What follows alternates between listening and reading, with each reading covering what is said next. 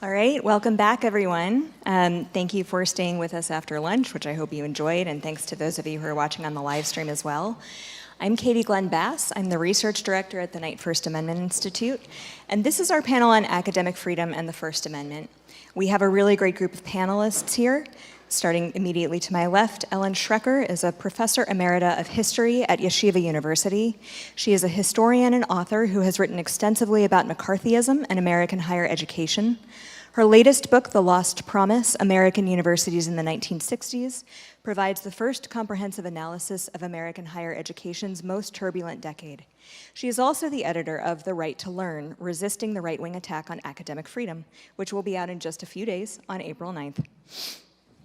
Next up, we have Charlotte Garden, who is the Julius E. Davis Professor of Law at the University of Minnesota. She specializes in labor law, employment law, and constitutional law. Charlotte is active in national policy efforts to strengthen workers' rights, including the Economic Policy Institute's Unequal Power Project and the Clean Slate for Worker Power. David Rabban is the Jamal Regents Chair in Law and a University Distinguished Teaching Professor at the University of Texas at Austin School of Law. He previously served as counsel to the American Association of University Professors and chaired its Committee on Academic Freedom and Tenure. His latest book, Academic Freedom: From Professional Norm to First Amendment Right, will be published in September. And finally, we have Jeremy Young, the Program Director of Freedom to Learn at PEN America, where he leads the organization's efforts to fight government censorship in educational institutions. He directs PEN America's efforts on educational gag orders, the Champions of Higher Education initiative, and an expanding network of coalitions to mobilize support for professors and teachers. Thank you all for joining us. This is really an all-star panel on this topic. So here's what we're going to try to do here.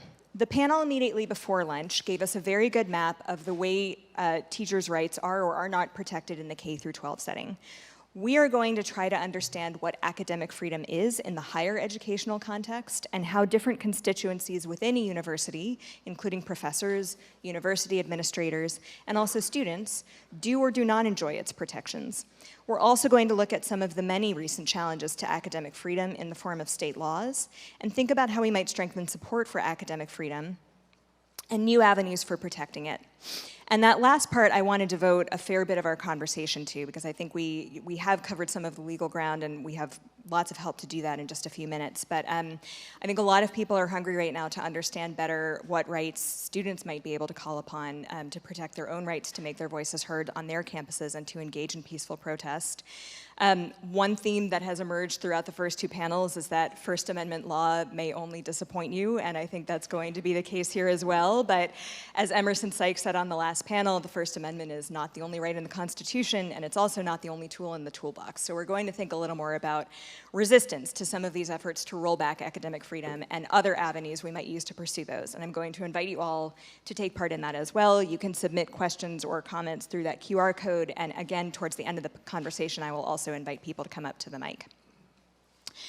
So with that said, Jeremy, I'd like to ask you the first question.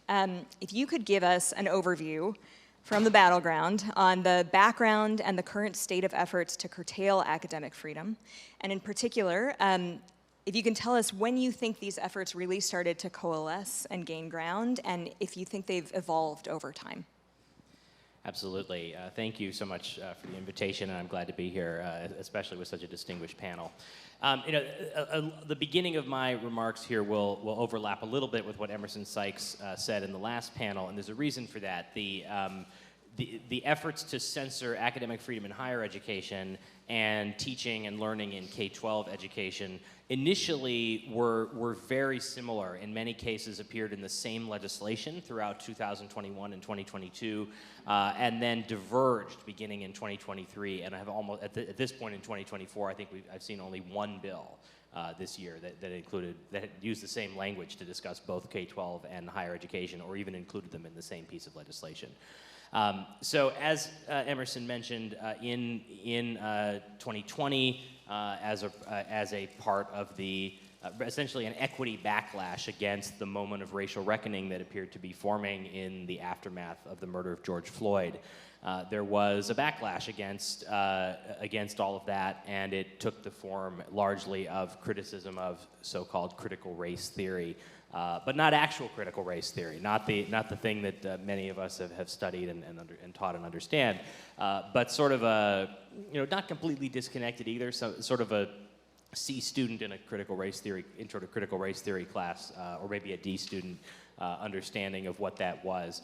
And this manifested first in a Fox News commentary on Twitter, and then ultimately in an executive order, as Emerson mentioned, that did not go into effect. And then beginning in 2021, that language from the executive order, the list of divisive concepts, began to appear in state legislation. We saw 57 bills in 2021 that included that language. 12 of those bills passed, of which only 3 affected higher ed, and those 3 two of them were used the least censorious construction of the divisive concepts, basically saying that the only thing you couldn't do with those divisive concepts was to compel students to adopt or affirm them. One used the sort of moderate framing that you couldn't promote them in class, which is more censorious. Then in 2022, there was an avalanche, and that avalanche was likely caused by the success, the victory, come-from-behind victory of Governor Glenn Youngkin in Virginia, running on a platform almost entirely opposed to critical race theory in education.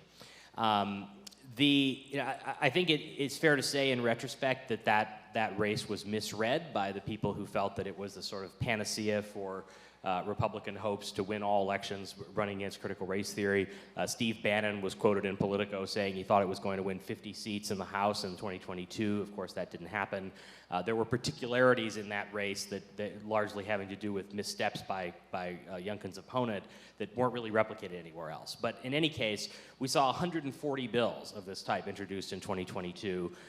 And the number of that, they're still almost entirely focused on K-12. The number that also included higher education went up, though. The percentage went up from about a quarter to about 40%, and also included higher ed.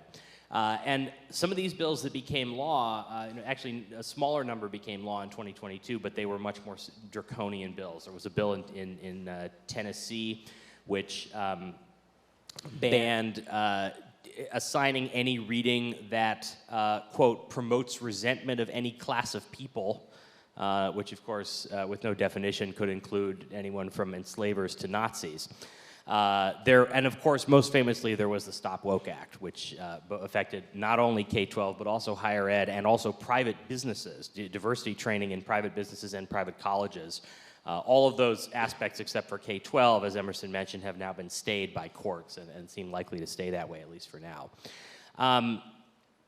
And the Stop Woke Act, I should mention, went further than those previous bills in banning professors not only from compelling students to agree with divisive concepts, promoting those divisive concepts, but from even including those divisive concepts in a course, even if one was going to argue with them. In 2023, things changed. These were attacks very specifically on classroom speech, but the results of the Purnell and Novoa cases challenging the Stop Woke Act really caused a course correction on the part of conservatives pushing these bills. There was a sense that they were not constitutional, that they were not going to survive review for a variety of reasons. And so instead of continuing to target faculty speech directly, the shift was then to target university governance procedures, which included curricular decisions. So instead of banning a faculty member from talking about critical race theory, you would just ban the critical race theory major or the critical race theory course from being counted in general education, and then there's no opportunity for them to talk about it at all. Or restrictions on DEI offices, which we would say is generally the business of a university to determine whether or not it wants to have a DEI office or initiative, but that restriction then taken away by the legislature and arrogated to them. Restrictions on accreditation, restrictions on shared governance. We saw two very significant bills passed, SB 266 in Florida, which was probably the most devastating bill for higher education that has passed in the last 4 years. SB 17 in Texas was a DEI ban. SB 266 was not only a DEI ban, but banned all sorts of, gave the legislature all sorts of power over various aspects of a university, up to and including the writing of mission statements for the university. Pretty shocking stuff. And then in 2024, the K-12 stuff died down and the higher ed stuff sped up, and that's what we're looking at here. I shouldn't say everything in K-12 died down. Book bans continue to increase. That's a local phenomenon, but as a state legislative phenomenon, again, the number of bills fell, but the perniciousness and the variety of bills increased. So far this year, we have seen enacted into law a bill in Utah, which its supporters, including the governor, claim doesn't ban DEI offices, but actually does, and also includes forced neutrality language requiring a university to be scrupulously neutral on a whole host of topics, including the word bias. So if you ask the president of the University of Utah whether bias is bad, he won't be able to answer you under that law. We've also seen a law in Alabama which is basically almost an exact clone of the Stop Woke Act, except that it also explicitly bans affinity groups based on race, gender, or national identity, which would restrict the recognition of a black student union or the ability of the university to offer programming for international students. And finally, we have seen 2 more bills, one of which is close to becoming law in Florida, that would expand the Stop Woke Act specifically into curriculum and teacher training. And then the other one that probably many of you have heard about, Indiana SB 202, a bill that doesn't specifically discuss race, sort of drops that as the focus of the attacks and just goes straight for faculty academic freedom. You know, it's a requirement for faculty to incorporate and foster intellectual diversity in their courses, which sounds great. But if they don't, the trustees are empowered to fire them at any time, whether or not they have tenure, not only if they don't foster intellectual diversity, but if the trustees think they are likely to not foster intellectual diversity, or if a student reports them directly to the trustees using a new hotline created in the bill for not fostering intellectual diversity. So while there is, you'll see some news stories saying, well, some of this is going away, some of these divisive concepts bills, we don't see them as much anymore. There is some really pernicious stuff going on in the higher ed space in state legislatures, and it is continuing to escalate. Thank you. Ellen, you're a historian of the McCarthy era as well as the 60s and the Vietnam era. I'm seeing a lot of comparisons drawn between this moment on campuses and those 2 moments, and I'd love to hear your thoughts on how these moments compare, as well as what lessons we might be able to take from those historical moments to apply to our current era. Okay, well, every time that there's sort of a whiff of political repression, especially ones that deal with higher education, I get calls from colleagues and friends and journalists, and they say, hey, Ellen, how does this compare to McCarthyism? And I get the question a lot. So, I'm a trained historian. I think in terms of nuance, especially of context, which we now know is a dirty word. And I usually sort of say something, it depends, no more. This is so much worse than McCarthyism ever was. And there are 2 reasons for this. Okay, sorry. Did you hear what I said before? It's worse than McCarthyism. One of the reasons is that McCarthyism was only focused on attacking individuals for their past or present affiliation with some form of communism. While today, the attack, as Jeremy and Emerson pointed out, touches just about everything that goes on, and I would say even except perhaps for football, but that now is also relevant because the NAACP is encouraging black football players to boycott schools in states that have these gag orders. So it's really bad. The other problem, the other reason why today is so much worse than McCarthyism is that the academic community itself is far more vulnerable than it was during the Cold War Red Scare. Now, during the 1940s and 50s, the nation's colleges and universities, like every other mainstream institution in the United States, from the federal government to Hollywood, facilitated the anti-communist witch hunt. Academies did too. And more than 100 people, and that is an undercount because people tried to keep it secret, more than 100 faculty members lost their jobs and were blacklisted for political reasons. Now, most of these people were not, quote unquote, innocent liberals. They were people who had once been in or near the Communist Party, but had drifted away. Their only offense was a failure to cooperate with a congressional investigating committee or the FBI, and they were, in other words, refusing to inform on their former comrades and name names. But, and this is very different from today, at no point were they ever asked about their teaching or research. They were never asked any questions about what they did in class or what they published. And the trustees and administrators who should have been resisting these outside pressures did not. They simply collaborated with McCarthyism. But they were running educational institutions, and so they had to have a justification, right? Something that, you know, kind of talked about intellectual freedom or something like that. And the way in which they justified it was to rely on a very highly demonized portrayal of American communists as sort of lobotomized robots who obeyed the word coming down from the Kremlin.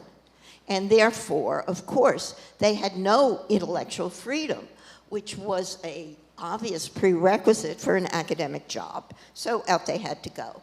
And that reminds me of today's sort of demonized portrayal or definition of what anti-Semitism is, that it has been so deleterious at the highest reaches of the academic world.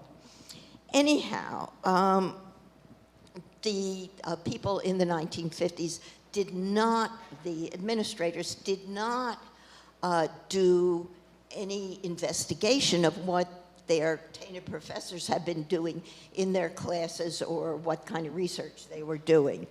And they had there was no evidence of this, any kind of indoctrination or distorted scholarship.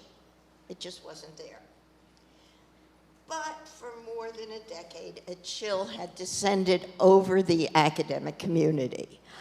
And as we know, professors were censoring what they had done.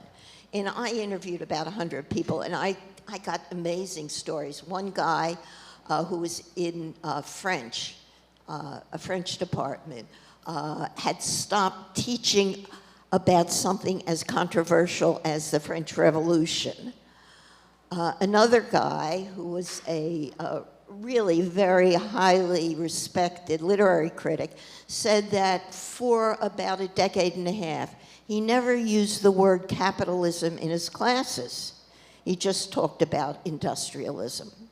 And another guy who was later did some very important work on human intelligence, had had an actual brush with McCarthy and studied rats.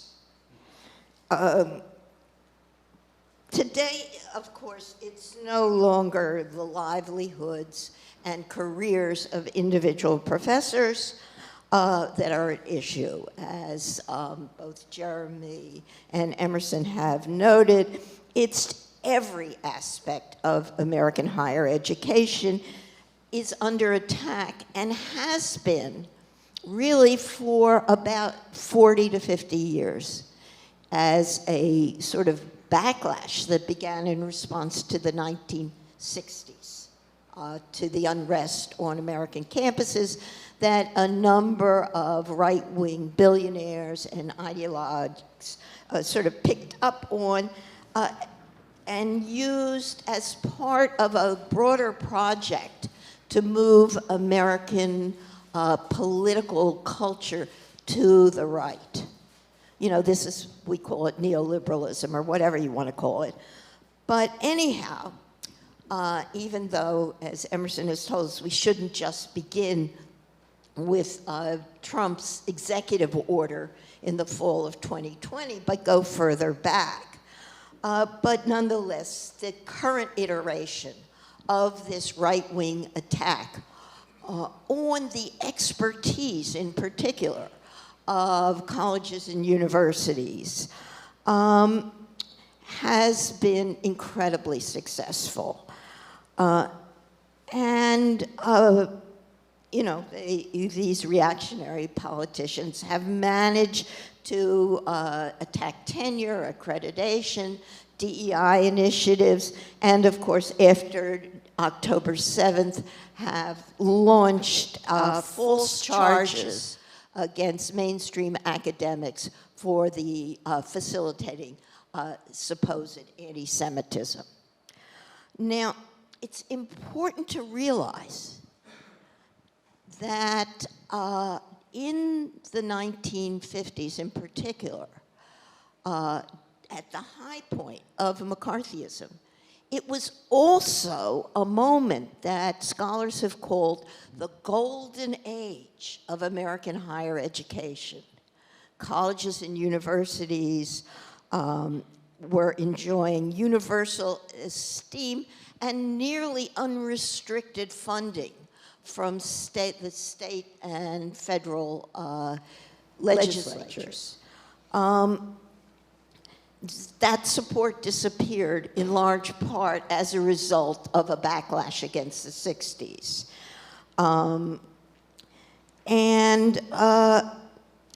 Because as McCarthyism receded, and I think it was largely because of the civil rights movement that forced the American political discourse to sort of look at real problems within the United States rather than the fake menace of communist subversion. There was new cohorts of students and faculty members coming onto American campuses and finding that these institutions had feet of clay, if not, you know, a little bit higher up. They responded in what we have to admit was a sometimes unruly way.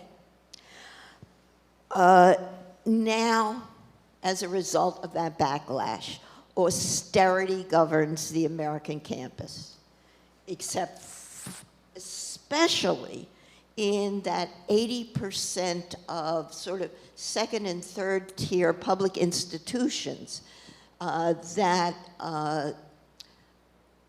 educate most American students today. And the authorities throughout higher education have responded in ways that we're still living with, raising tuitions, of course, and, you know, catering to rich donors, and adopting a top-down, undemocratic management style that simply ignores the faculty.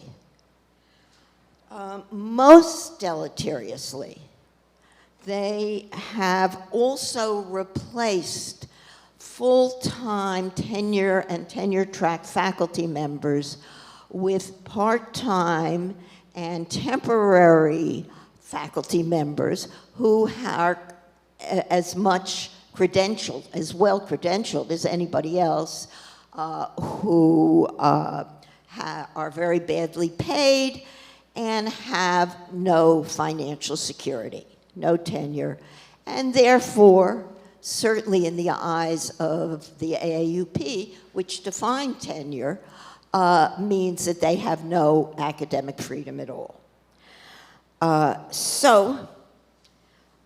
The point I guess I'm trying to make is that even if a more financially secure and highly respected academic system that existed in the late 1940s and 1950s couldn't resist political repression directed against it, what chance do institutions of higher education have today? But of course, we do have to look at the bright side. And I think, well, isn't that the way we have to end? You know, go out and fight, but go out and organize. You can't do it as an individual hero. You've got to be working with a lot of people so that it's ordinary. So that, you know, you're on a campus and everybody says, yeah, let's go to the demonstration today. Everybody else is. You know, we've got to get down into our campuses, mobilize our colleagues, mobilize our students, or help our students mobilize, and just plain fight. Because, of course, there's a lot at stake, including our students' educations and the future of American democracy. Thank you. Great.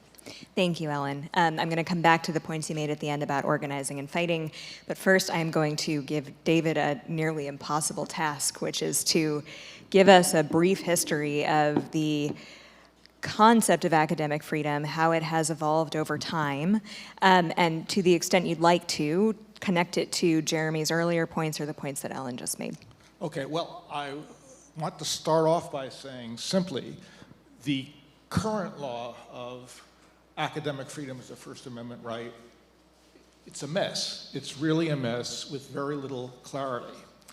So, though the courts have recognized academic freedom as a First Amendment right, the right is clearly established, I would say, but its meaning, as judges themselves often point out, is unclear, and cases are contradictory. So I'll just give some background to that.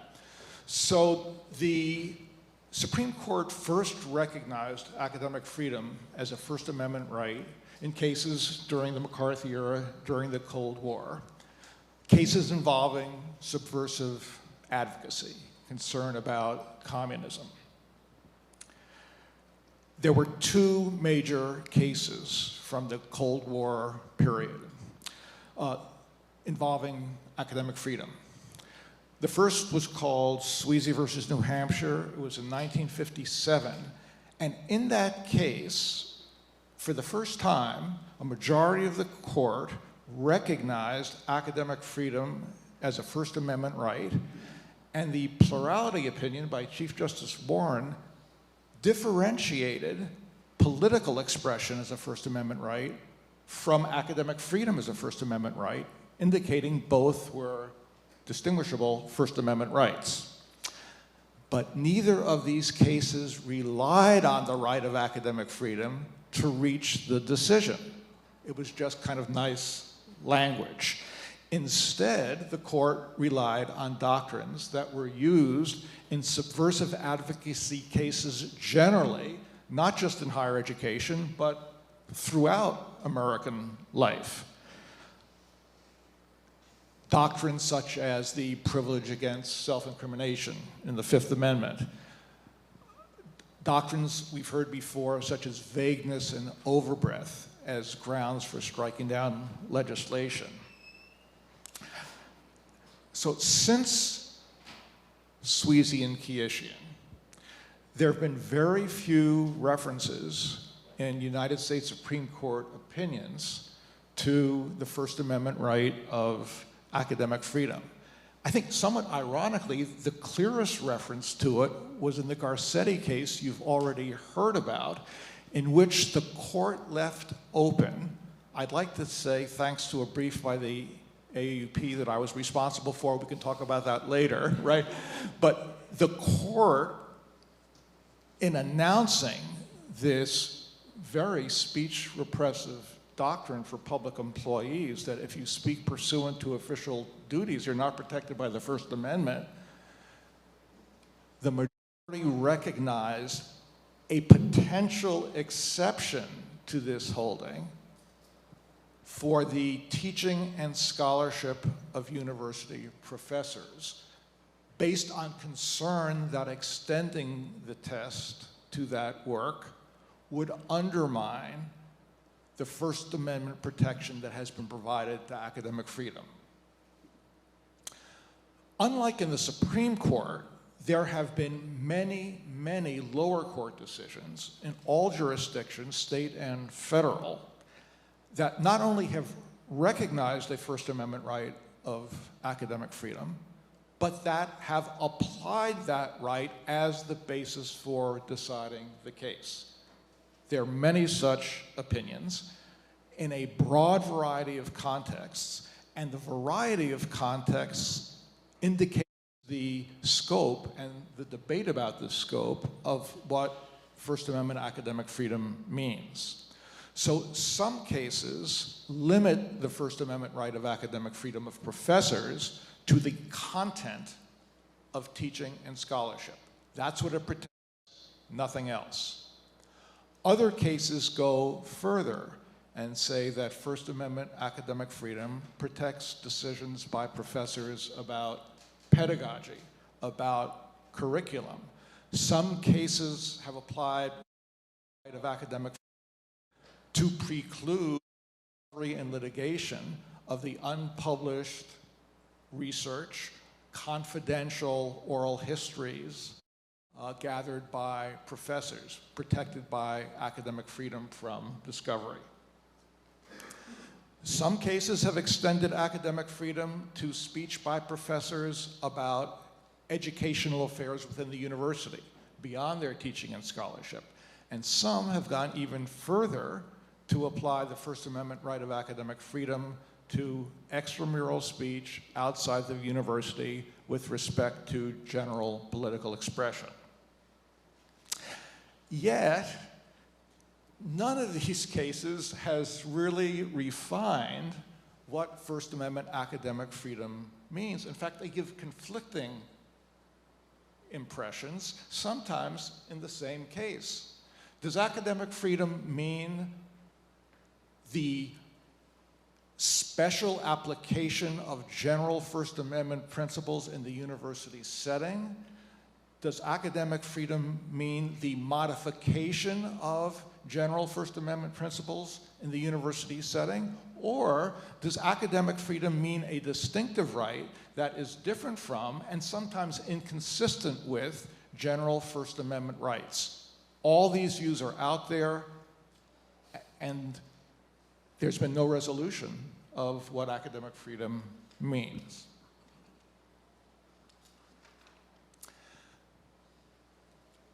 Beyond this lack of clarity, and from my perspective, even more frustrating, is issues of academic freedom clearly presented in a case are ignored by the courts in resolving them, indicating how weakly academic freedom has been recognized as a First Amendment right, even though it has been recognized. If it's a First Amendment right, why isn't it addressed in these cases? And I'll just give you one example.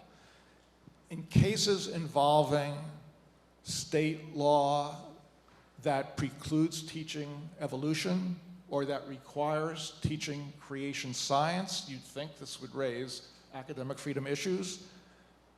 The Supreme Court struck down these laws, but based on the conclusion that they constituted an establishment of religion and violated that provision of the First Amendment, nothing about academic freedom.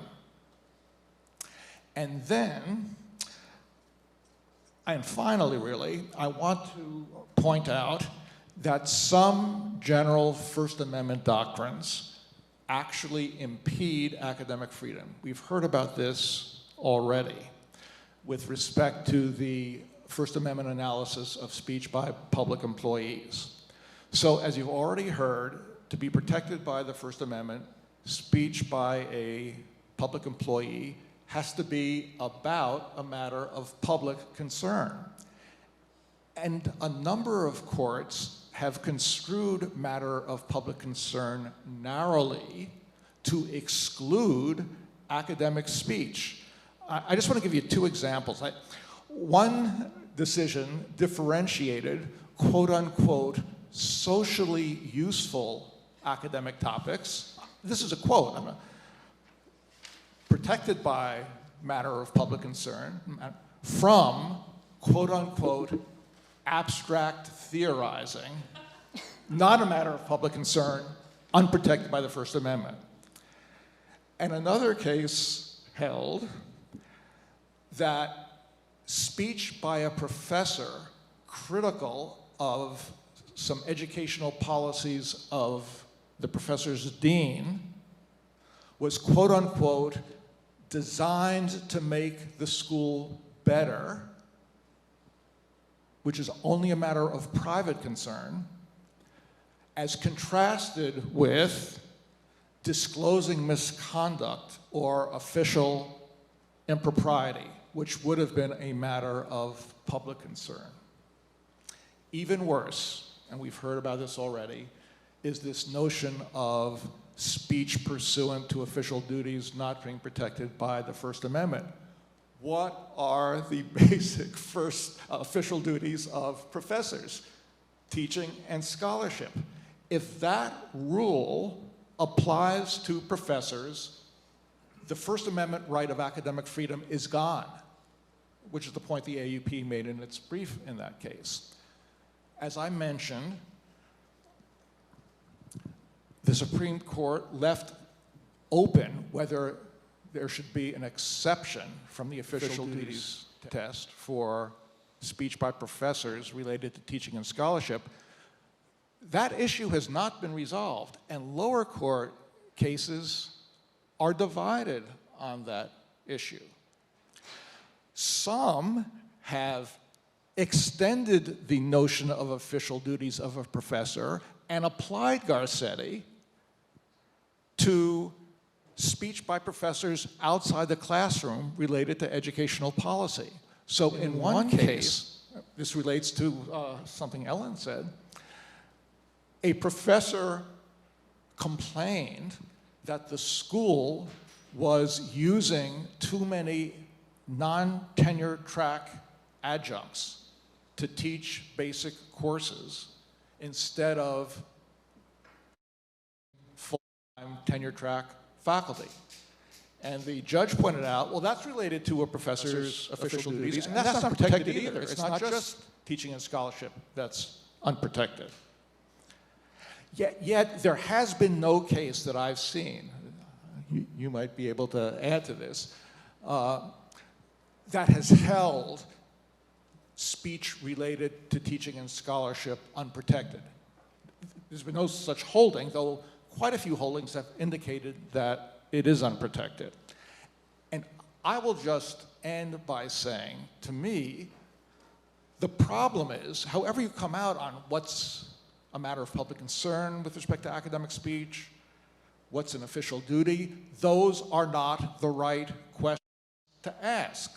The right question to ask is whether the speech by the professor is in service of the professor's function to pursue, produce, and disseminate expert knowledge.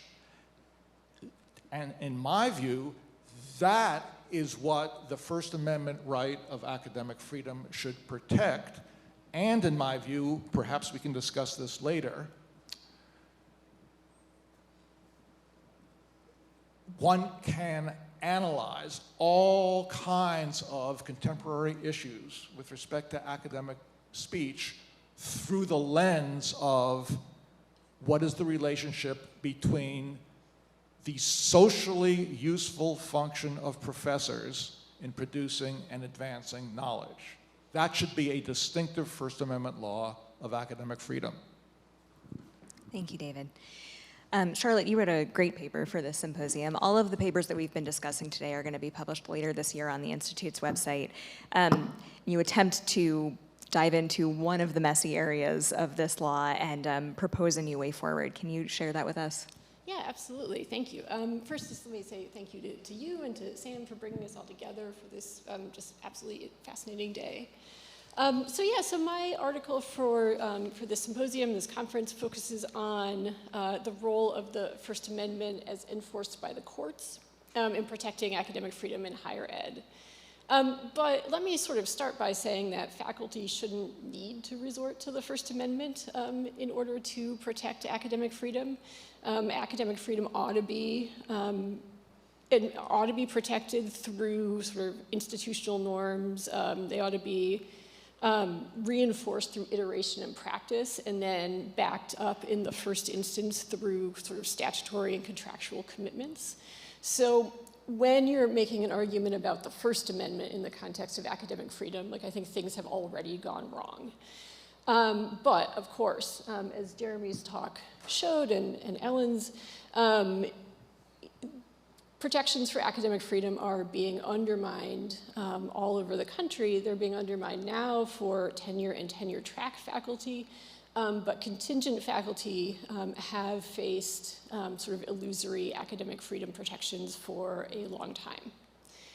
So for faculty working at public institutions, we should ask, how good a job does the First Amendment do at providing a kind of backstop for academic freedom? And as folks have already discussed today, the Supreme Court's protection of public employee speech in general is quite limited, so we should not expect a lot of of how good a job courts do at protecting academic freedom. But there is one piece of good news, right? And that is what David mentioned, that the Garcetti opinion that a number of people have already talked about today specifically reserved the question of whether its rule would apply to expression related to academic scholarship or classroom instruction, right? So academic scholarship, classroom instruction. So faculty may be protected by the First Amendment even when they speak in the course of doing their jobs, or in the course of doing parts of their jobs, because the court sees faculty speech as distinct from the government's own speech in some situations. Okay, so what has happened in the lower courts since the Garcetti court reserved that question? So first, most circuit courts to address the issue have said Garcetti does not apply to at least some faculty speech. And then everything that happens after that is just a mess.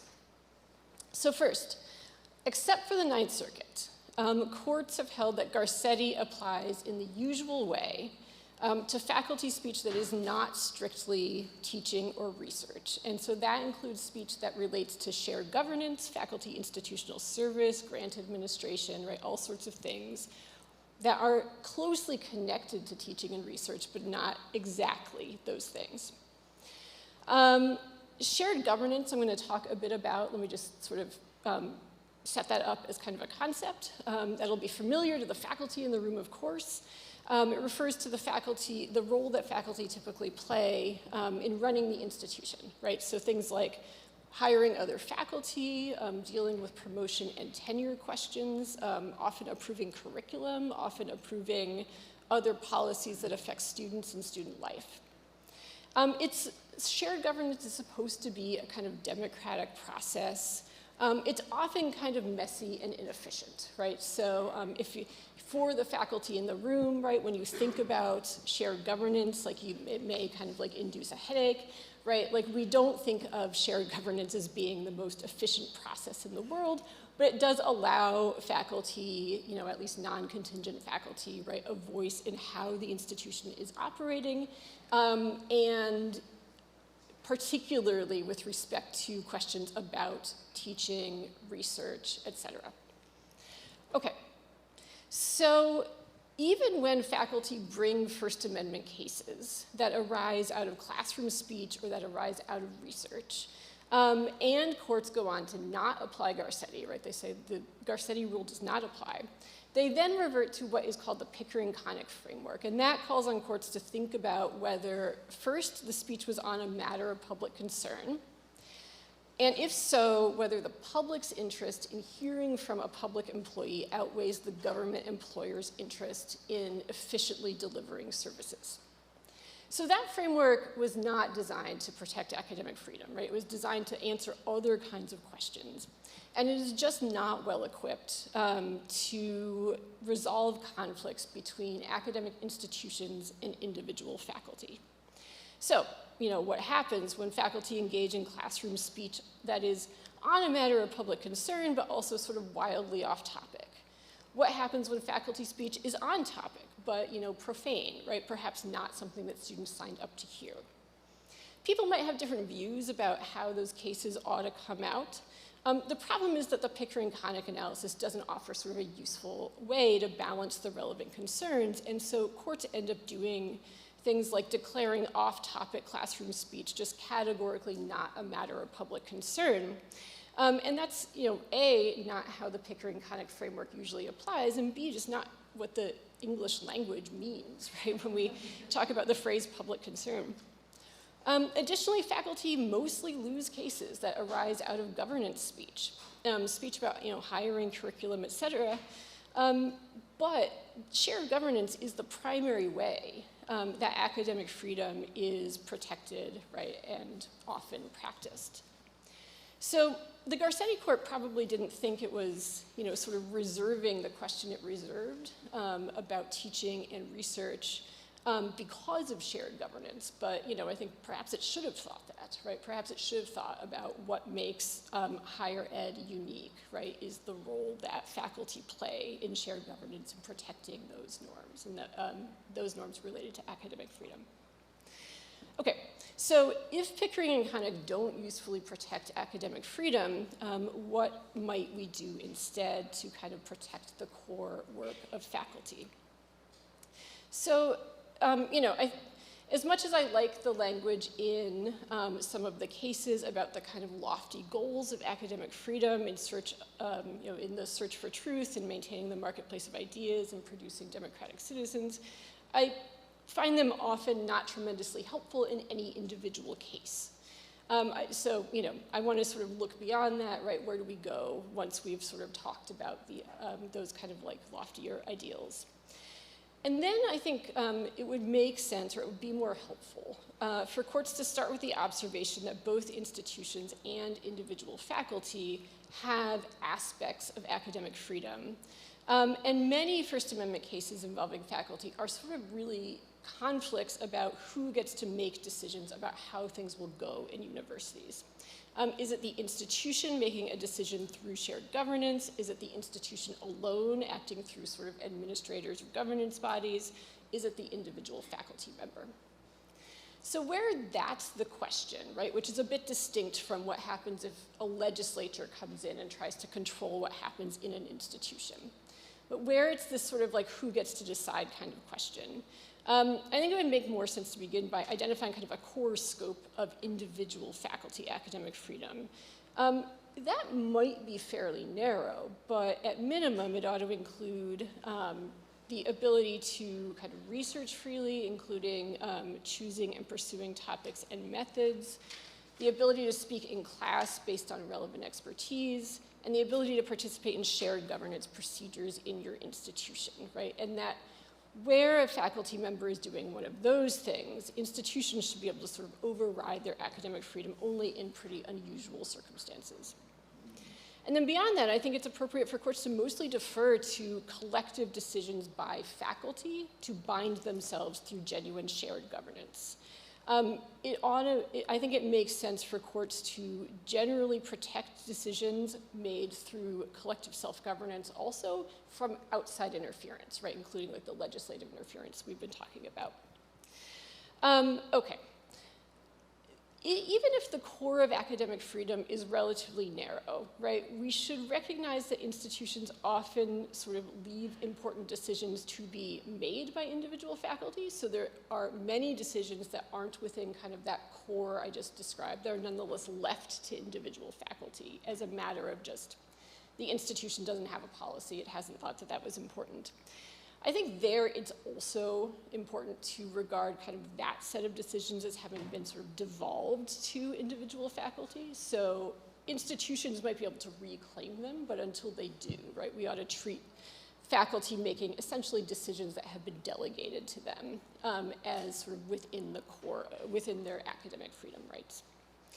Okay, so all that to say, right, there are probably places where, you know, I think reasonable people disagree about who ought to have responsibility for making different kinds of decisions within an academic institution, right, sort of where that authority ought to reside. But meaningful protection for academic freedom ought to particularly encourage and protect the kind of messy process of shared governance. Great, thank you, Charlotte. Jeremy, I want to turn back to you now that we've sort of mapped out the law, unsatisfying as it is in some respects. How are academic freedom arguments being used to try to resist some of the proposed laws that you've mentioned, either in the courts or even just, you know, like what arguments are you making to try to sway public opinion on these topics? It's an interesting question because I would say academic freedom arguments are actually being used in both directions on these laws. Because many of the proponents of these laws, particularly the ones that go after DEI departments, right? They are arguing that that academic freedom, because academic freedom adheres with faculty rather than with staff or other parts of the university, they are arguing that that it is no threat to academic freedom to close a DEI department or even I think in a more extreme argument to dictate the curriculum or the general education requirements. I think most faculty would disagree with the latter, but the former has some adherence. You know, I think that argument is ultimately, you know, that you can attack some parts of a university and not others, and the others will be fine. Has very little effect in practice. We saw just last month in Virginia, the state superintendent of education requested. Attempted to ban or intimidate away 2 diversity clusters in general education at Virginia Commonwealth University and George Mason University, and they did this by going after the syllabi of faculty teaching in those courses. You know, there is no way to go after a diversity requirement or a diversity initiative without ultimately impacting faculty speech. So how do we use academic freedom as a defense for faculty speech? You know, I think that the way that we have been making this argument, and to lay this out, I will once again quote an argument that our friend Chris Rufo likes to use on the other side of this, which Chris Rufo likes to say, you know, the public institutions are paid for by taxpayers, and therefore taxpayers should dictate what is taught and said in those institutions. And you know, I think he's half right. I think public institutions are public, but he misses the institution part, right? There are other types of public institutions like public playgrounds, public ball fields. The public doesn't get to vote on who uses them, right? If you create a public ball field, you are creating it for everyone. And if you create a university, you are creating an institution that serves everyone and every viewpoint and every idea. It doesn't serve them without question. But every idea is open to debate. Every idea is open to a fair hearing. That is the essence of a university. That is academic freedom. Without that, you don't have a university. You have something else. Maybe more of a propaganda mill. Maybe the kind of thing you might see in an authoritarian state. But you know, I think that when we talk about academic freedom in that context, we have to recognize that no one has. You know, Chris. I watch his media clips. He was on Stossel last year. John Stossel is a pretty conservative guy for the most part, but he made the best argument against this. He said no one has a monopoly on truth. That is the bedrock of what academic freedom is. We do want universities to be a search for truth, but no one has the right to dictate to anyone else outside of a disciplinary argument, outside of the sort of standards of a discipline, what that truth is, and that's why we have academic freedom. That's why it's the bedrock of a university. Great, thank you. We've gotten some good questions from the audience, and one of them is going to help us bring students into the conversation. We were workshopping some of these papers yesterday, and someone remarked, in a lot of these conversations on academic freedoms, the students might as well be pieces of furniture for all the attention they get. So I want to bring some more attention to that. When we talk about academic freedom, we usually talk about faculty and their freedom to engage in teaching and scholarship. But does academic freedom have anything to say about universities' attempts to restrict student speech, and in particular their ability to engage in protest on campus? I also just want to add to that, like, what are the rights of students in the classroom? What are the rights of students to hear certain kinds of information, to learn certain kinds of things? David, perhaps I could start with you, and then Jeremy and others if you want to weigh in. Okay. I think throughout our discussion of faculty, institutions, and students, it's extremely important to differentiate general free speech rights and academic freedom rights under the First Amendment. And there are many circumstances, I would say, when academic freedom does not apply, but free speech does. And you mentioned student protests. That would be an example. I don't think, even if one could create a student right to academic freedom, and I think it is possible to do so, I don't think that right would extend to protests about kind of general, American policy abroad, contemporary political debates. To me, the student right of academic freedom, which has even been less recognized than academic freedom elsewhere, must be grounded in the student interest in learning. And I think if you can ground student interests in speech, in their interests in learning, it's very plausible to construct a First Amendment right of academic freedom for students, which would cover the right to be free from indoctrination, the right to present one's own views in class, even if they disagree with the professor, as long as those views are within the realm of legitimate academic opinion in the field. In some ways, I think student academic freedom can be broader than the academic freedom of professors. And I'll just say this and then stop. In my view, based on my theory of academic freedom for professors, the First Amendment right of academic freedom for professors does not extend to their general political speech outside their areas of expertise. Academic freedom is limited to the protection of expert speech. Now, those professors have rights of free speech outside the university, but those are not rights of academic freedom. Whereas student interests in learning, as Supreme Court opinions have held in various contexts, extends to learning through extracurricular activities. Some of those activities could be through student political organizations based on campus. And in my view, student participation in political activity through those groups relate to their interests in learning. So that's kind of where I might draw a line between student academic freedom and student free speech generally. That's great. I like that argument. Jeremy, do you have anything to add to that? Yeah, I largely agree with David, and I think the AAUP's, not the 1940 statement on academic freedom, but the earlier one, the 1915 statement, gets into this in depth. It says that the right of academic freedom inheres not in a particular job description, that of faculty, but in the process of research and pedagogy. So it argues, in fact, that academic freedom could extend not only to students, but also to staff or administrators to the extent that they are, or even members of the public, in a community lecture, for instance, to the extent that they are invested in the work of research or pedagogy. The AAUP does, though, go on to issue, in their statement on extramural utterances, right? They argue that the right of free speech, not academic freedom, but free speech as an individual, is particularly relevant in the academic context because it's much easier to say, well, if you want to restrict the speech of a of a DMV worker because it might reflect on the DMV.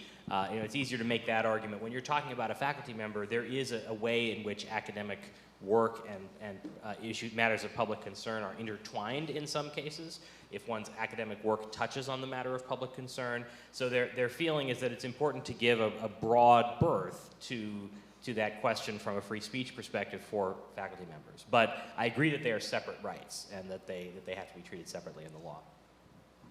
Okay. Yeah, I mean, only that, so earlier today, there's already been some talk about kind of the right to receive information, right? Trying to connect that to the right of kind of K through 12 students to, learn accurate history, for example. In a way, the, sort of clearest version of the right to receive information applies on a college campus or in kind of co-curricular situation, perhaps in a K through 12 school, where you've got, sort of a willing audience, they invite a speaker, the speaker wants to come, and the campus says, no, that speaker, can't come.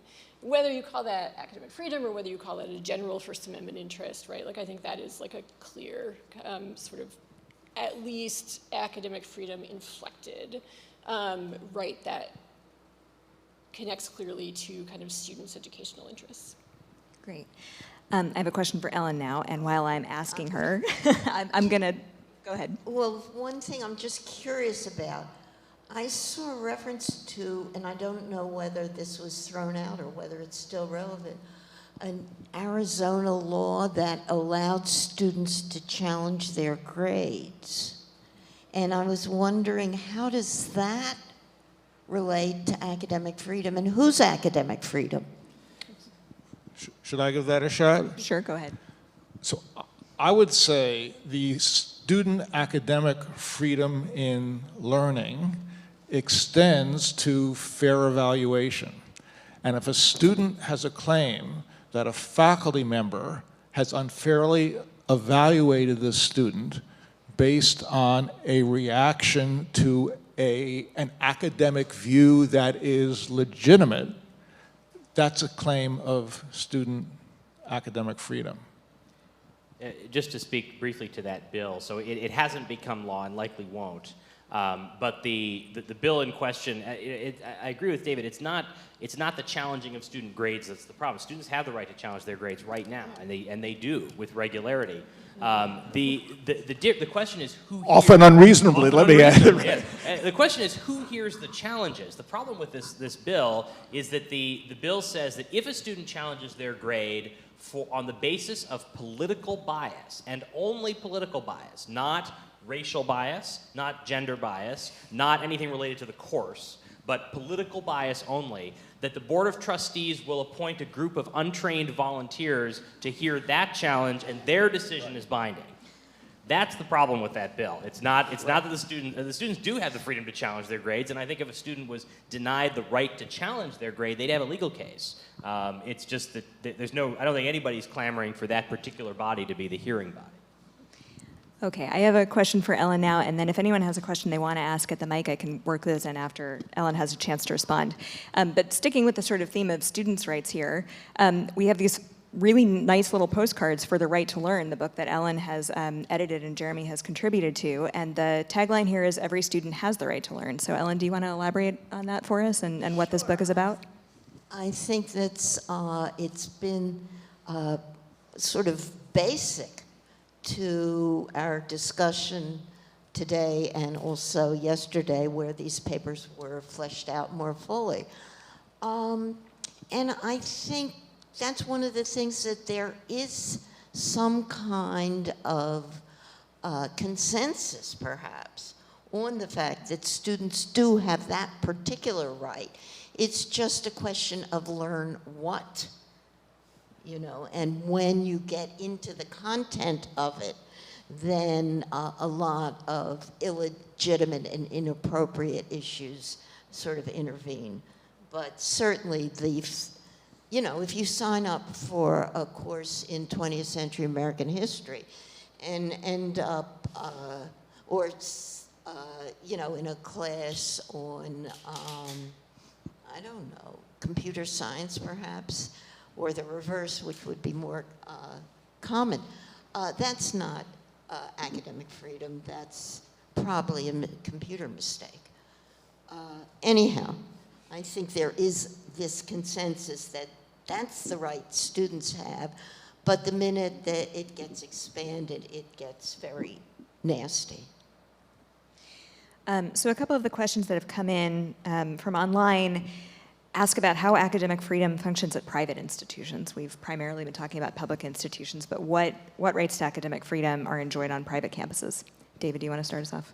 Yes, well, I think people have adverted to this before. The First Amendment applies to state action. That's public universities.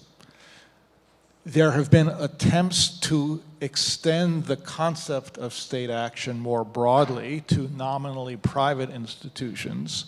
Those attempts with respect to universities have overwhelmingly failed.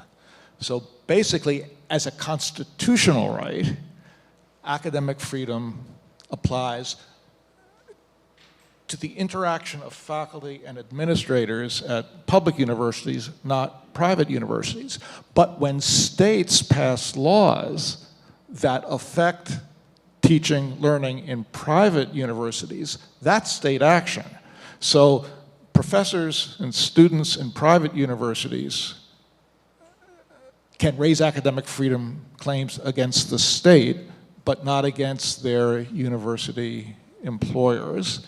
But, as has been said, there are other ways to protect academic freedom in private universities, through institutional handbooks, through adopting AUP policy, through collective bargaining agreements. So just because it's not a constitutional right of academic freedom doesn't mean I don't want to use a double negative. One can protect academic freedom at private institutions without the First Amendment. Right, and there's also a number of private institutions that have committed themselves to First Amendment values and to upholding the First Amendment on campus, even though they are not constitutionally required to do so. Absolutely correct. And one more thing to add. Some states, I know California is one, it's called the Leonard Law, have passed laws saying that First Amendment protection applies to private property. And that's constitutional under the California Constitution. Another question from the audience. Does American law ever differentiate critical thinking and indoctrination in academic contexts, either within the classroom or on the campus, in terms of academic freedom, in terms of how relevant it might be to acceptable or unacceptable demonstrations on campus, as well as faculty speech in the classroom? Indoctrination is when you teach liberal ideas.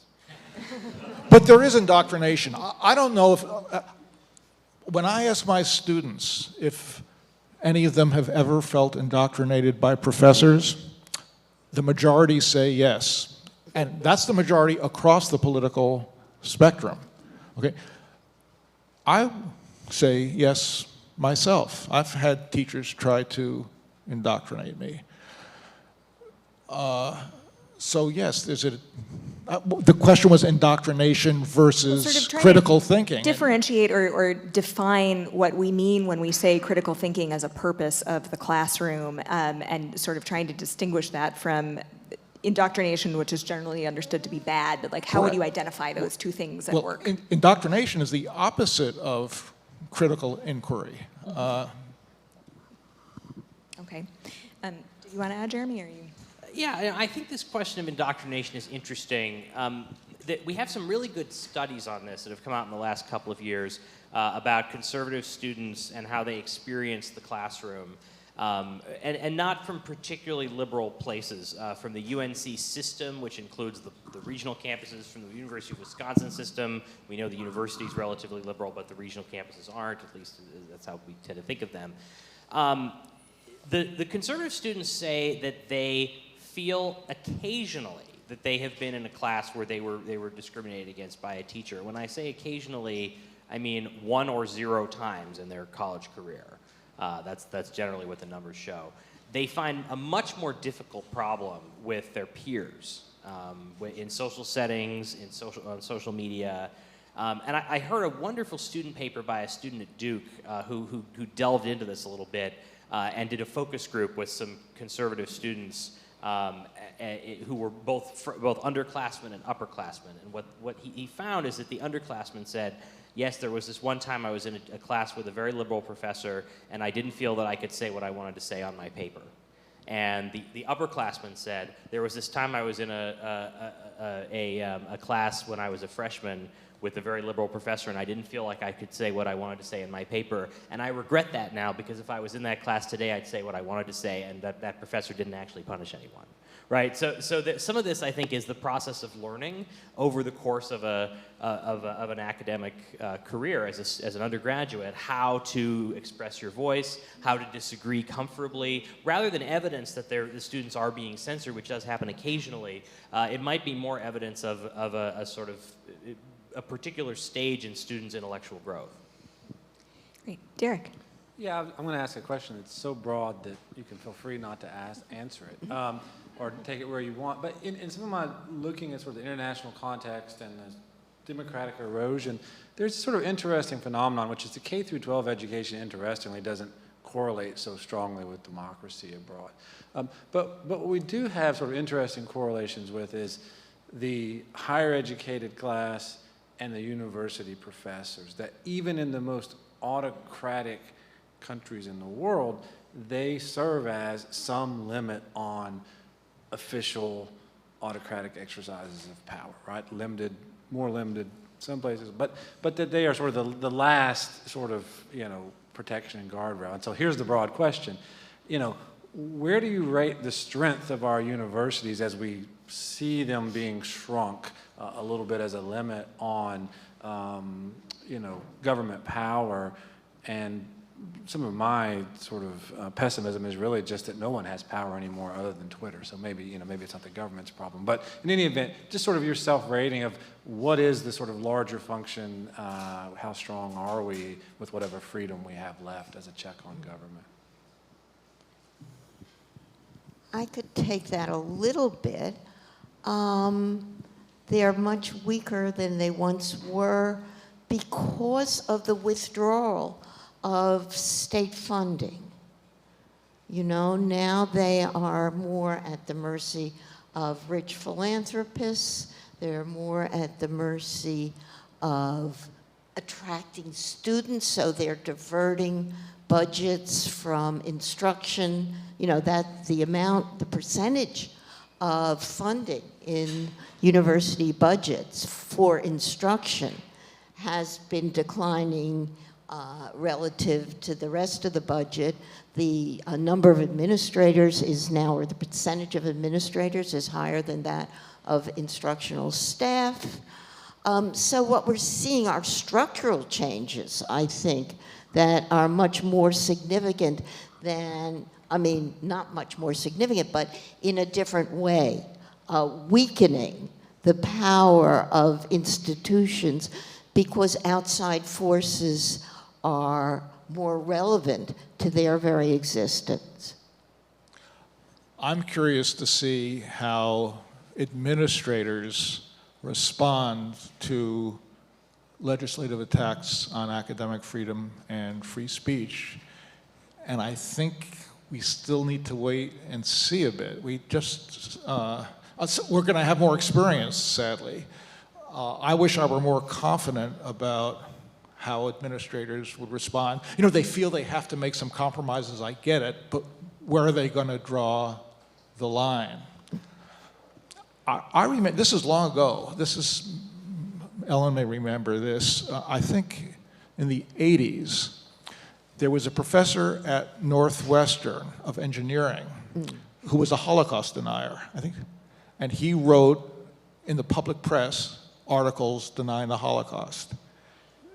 And alumni of Northwestern, particularly Jewish alumni of Northwestern, put a lot of pressure on the administration to fire that professor. And the president responded.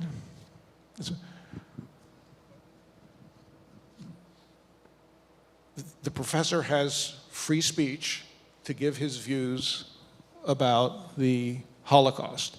He didn't introduce those views into his engineering class. There's no evidence he was anything but an excellent professor, that his scholarship in engineering was first rate. I disagree with his views. Northwestern is not in a position to dismiss him.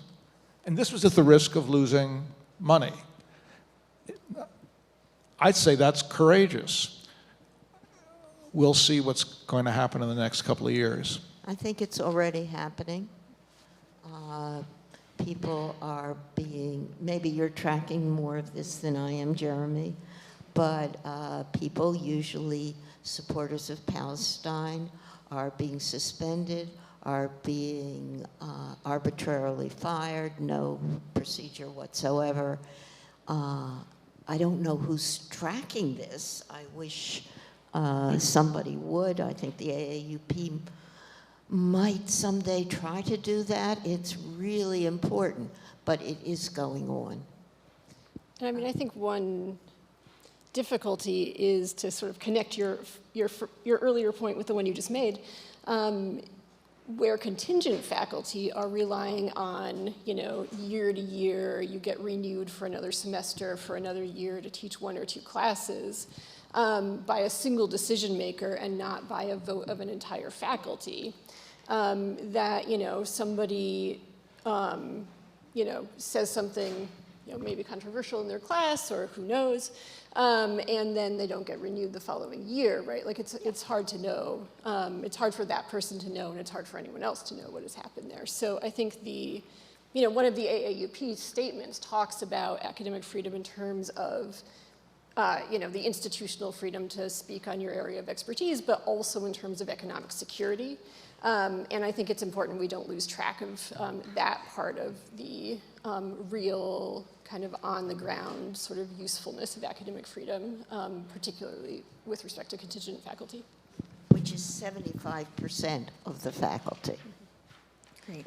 We're already about 5 minutes over time. Can you be brief with your question? Yes, Please I go ahead. can. I'm surprised that no one has spoken about hate speech on the college campus and the conflicts and the confrontation between Palestinian rights, Israeli Jewish rights on one campus in New York. The president supposedly had videotapes of demonstrations on campus. And supposedly, he denies it, but supposedly invited the police to look at the videotapes and invited the police to look at the students who were in protests about Palestinian rights and Jewish rights, and looking to hear what people were saying as a reason for inviting police to the campus. So I wonder if the person from Penn or any others would stand up and speak up for the rights of people to speak differently and hatefully as a free speech right. I hear you, and I mean, what we are seeing is an epidemic of bad behavior by universities on this issue. I mean, we are seeing some examples of good behavior, but frankly, we're overwhelmed by the number of cases that we're seeing. Typically Penn sees an academic freedom case. We don't do a lot of individual service on cases. Well, in the way that, say, AUP does, or FIRE, we tend to issue a statement and move on. Typically, if we're operating on all cylinders, we typically do that a few times a month. I'm seeing 3 cases a day where a university has clamped down on speech related to this conflict, usually but not always on one side. There's a pronounced shift, but it's not 100%. And occasionally, every once in a while, the university is right. There was a case this week where somebody did, in fact, invite an actual terrorist onto campus to do recruiting. It was not an officially university-sanctioned event. A student group just did it. They got kicked off campus, and rightly so, because that is actually against federal anti-terrorism laws. But that's rare. The number of times that's been claimed compared to the number of times that's actually happened, which, as far as I know, is now 1, is pretty large. Everyone is losing their minds on every side of this issue. It is a huge crisis, and nobody is prepared to keep up. So I completely agree. I would only add, I think most of this consists of free speech issues rather than academic freedom Yes. issues. There are some academic freedom Right, issues, though. but mostly because- it's free speech. At least it's important, but it's important to differentiate. Yeah. I would say the academic freedom issues really are in the realm of faculty governance, because the schools like Columbia unilaterally, arbitrarily changed their rules last fall to make the restrictions, especially like Barnard did, without any faculty input. And so that's the academic freedom issue that's at issue with these student free speech rights, which are being trampled on very heavily. We are over time. I wish we had more time to talk, but perhaps we can carry on during the break. I want to thank the panelists so much for their wonderful contributions.